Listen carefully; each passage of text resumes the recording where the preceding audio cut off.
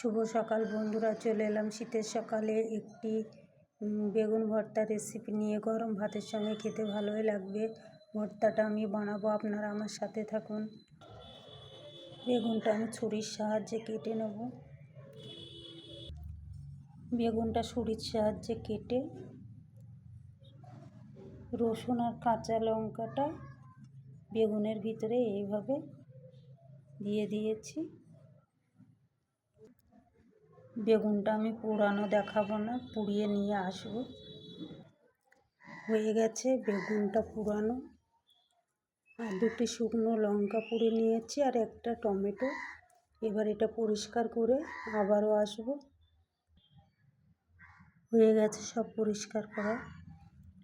দিয়ে দেবো নুন,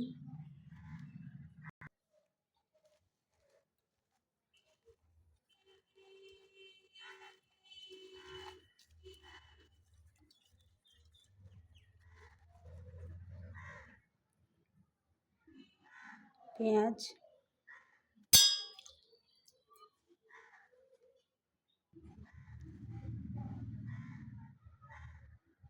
তেল। এটা ভালো করে মাখিয়ে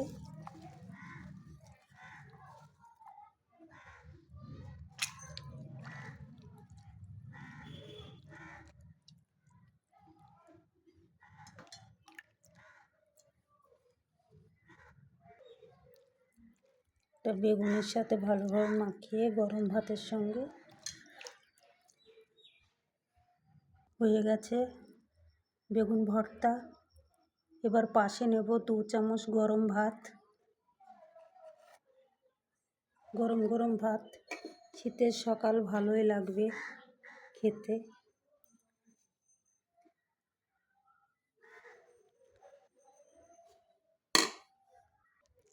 আর নিয়েছি 1 পিস লেবু।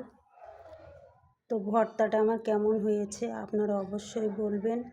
আপনারা ভালো থাকুন, সুস্থ থাকুন। আবার আসবো আর একটি রেসিপি নিয়ে। শীতের সকালে এইভাবে খাবেন, দারুণ লাগবে।